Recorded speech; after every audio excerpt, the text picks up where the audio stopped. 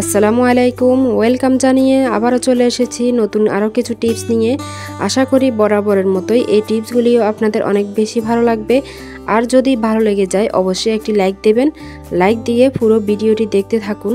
ভিডিওর শুরুতে সবার কাছে একটা রিকোয়েস্ট করব, যারা আমার চ্যানেলে নতুন এসেছেন প্লিজ আমার চ্যানেলটিকে সাবস্ক্রাইব করে আমার পাশে থাকবেন। আর যারা অলরেডি করে দিয়েছেন তাদেরকে অসংখ্য ধন্যবাদ। তো কথা না বাড়িয়ে চলুন শুরু করা যাক। আমার প্রথম টিপস হলো, শার্টের কলারে প্রচুর পরিমাণে দাগ পড়ে, আর এই দাগটা উঠানোর জন্য আমরা কিন্তু ব্রাশ ব্যবহার করি। আর দেখা যায় ব্রাশ ব্যবহারের পরে কিছুদিন পরে আস্তে আস্তে এই জায়গাটা কিন্তু ছিঁড়ে যায়, শার্টটা কিন্তু নতুন থেকে যায়। এই কলারের কারণে কিন্তু এই শার্টটা অব্যবহারিক হয়ে যায়। তো আমি আজ আপনাদেরকে দেখাবো একদম ঘষা মাজা ছাড়া কিভাবে খুব ইজিভাবে এই দাগটা উঠাবেন। আপনাদেরকে একদম প্রমাণ সহকারে কিন্তু আমি দেখাবো, আপনারা দেখতে থাকুন। অনেকের হয়তো এই টিপসটি জানা আছে আর অনেকে হয়তো জানেন না। যারা জানেন না তাদের জন্য কিন্তু অনেক উপকারী একটি টিপস। এই মেডিসিনটি দেওয়ার পরে কিন্তু শুধুমাত্র 1 মিনিট আমি ঘষা মাজা করেছি, আর 1 মিনিটের মধ্যে পুরো শার্টের দাগটা কিন্তু উঠে গিয়েছে আর সম্পূর্ণ শার্টটা একদম সাদা হয়ে গিয়েছে। তো আমি মাঝে মাঝে একটু পানি দিয়ে এটাকে আর একটু ঘষা দিচ্ছি। তো এখন আপনারা দেখেন পুরো কলারের দাগটা কিন্তু চলে গিয়েছে, কোনো ধরনের এখানে দাগ নাই। যেহেতু এটা একটু পুরনো শার্ট সেই জন্য এটাতে আগের কিছু হয়তোবা হলদে ভাব রয়ে গিয়েছে। এখানে আমি কি ব্যবহার করেছি এখন বলি। এখানে আমি ব্যবহার করেছি টুথপেস্ট।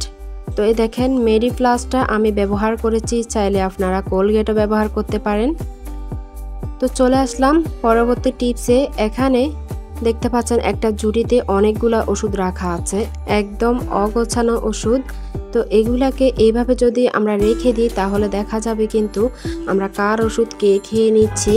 অনেক সময় কিন্তু আমরা সাংসারিকের অনেক কাজের ব্যস্ততার মাঝে কিন্তু মাথা ঠিক থাকে না, কখন দেখা যায় কার ওষুধ কাকে খাইয়ে দিচ্ছি। তো এইভাবে কিন্তু শুধু আমার বেলায় হয় যে তা না, অনেকের বেলায় কিন্তু এই সমস্যাটা ঘটে।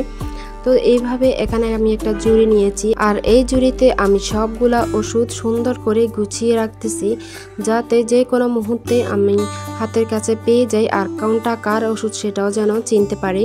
তো একদিকে রেখেছি আমার মেয়ের ওষুধ, অন্যদিকে আমার ছেলের। এইভাবে ভাগাভাগি করে আমি রেখে দিচ্ছি। তারপরে মাঝ বরাবর আমি একটা মোবাইলের বক্স রেখেছি, আর এখানে আমাদের বড়দের ওষুধ রাখবো।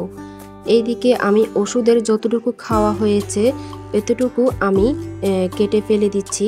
আর এই দিকে দেখতে পাচ্ছেন কিছু মেয়াদ লেখা থাকে কত সালে। এই সালটা কিন্তু এই সালটা থেকে আপনারা খাওয়া শুরু করবেন না, তার পিছন থেকে শুরু করবেন, তাহলে কিন্তু আমরা খুব বুঝতে পারবো যে ওষুধের মেয়াদ কতদিন আছে। তো এইভাবে করে আমি ওষুধের অর্ধেকটা ফেলে দিচ্ছি আর বাকিটা খুব সুন্দর করে অর্গানাইজ করে রেখে দিচ্ছি। আর এইভাবে ওষুধগুলা গুছিয়ে রাখলে সবার ওষুধ সবাই খেতে পারবে আর আমাকে ডাকাডাকি করবে না।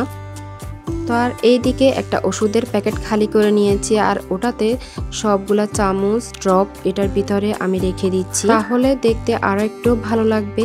তো এইভাবে করে আমি আমার ওষুধগুলো রেখে দিই। চলে আসলাম পরবর্তী টিপসে।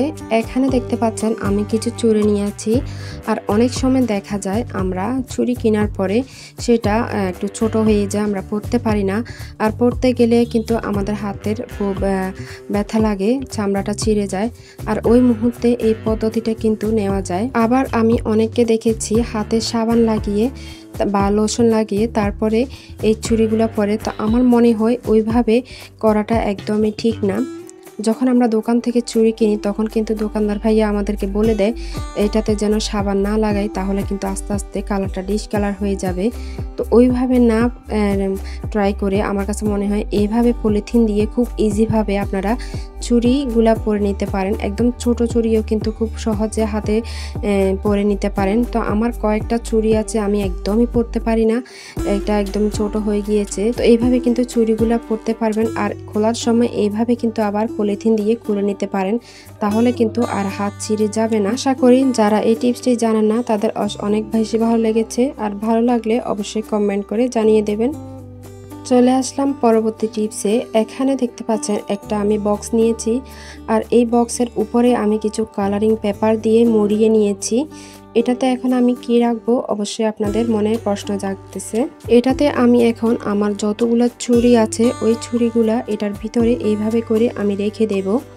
তো আমার কিন্তু ছুরির আলনা আছে, কিন্তু আমার যে ড্রেসিং টেবিল ওখানে ছুরির আলনাটা রাখা একদমই সম্ভব না। তাই আমি এইভাবে করে ছুরিগুলা এইভাবে বক্স বানিয়ে রেখে দিচ্ছি। তাহলে কিন্তু ধুলাবালির হাত থেকে এই ছুরিগুলা রক্ষা পাবে, আর ডিশ কালারও হয়ে যাবে না, কালারও সুন্দর থাকবে, পরিষ্কার পরিচ্ছন্ন থাকবে। তারপরে এখানে আমার কিছু আংটি ছিল, তারপরে ব্রেসলেট ছিল। এটাকে আমি এই কাঁচের জারের ভিতরে রেখে দিচ্ছি। আমার কাছে অনেক কিউট লাগে এই জারটা। এইভাবে করে রেখে দিয়েছি আজকে অনেক বছর হয়েছে, একদম কোনো ধরনের কালারও চেঞ্জ হয়নি, একদম নিরাপদে আছে, আর যে কোনো মুহূর্তে আমার হাতের নাগালে পেয়ে যাব।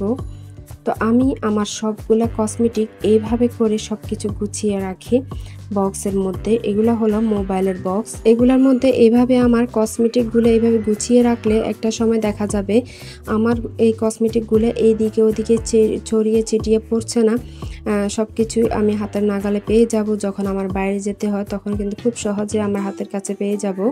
তো এইভাবে করে আমি অনেকগুলা বক্স ব্যবহার করি, আর সবগুলা বক্সের মধ্যে এইভাবে আমি রেখে দিই। এই পর্যায়ে একটা কথা বলি, হয়তোবা আমার কথার বাইরে অনেক ধরনের সাউন্ড আপনারা পাচ্ছেন, প্লিজ কেউ কিছু মনে করবেন না।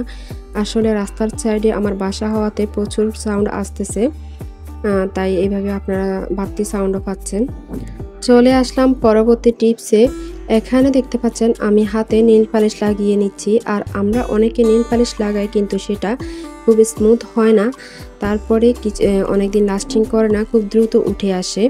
তো এইভাবে করে লাগিয়ে তারপরে বরফের মধ্যে ঠান্ডা পানিতে হাতটা যদি চুবিয়ে নেন তাহলে কিন্তু অনেক দিন পর্যন্ত এই নীল পালিশটা আপনার হাতে নখে থাকবে, আর কালারটা কিন্তু ডিশ কালার হয়ে যাবে না। তো এইভাবে আপনারা ট্রাই করতে পারেন, আশা করি অনেক ভালো লাগবে। তো আজ আমার ভিডিওটি এ পর্যন্তই, আশা করি আপনাদের অনেক বেশি ভালো লেগেছে, আর ভালো লাগলে প্লিজ একটি লাইক দেবেন।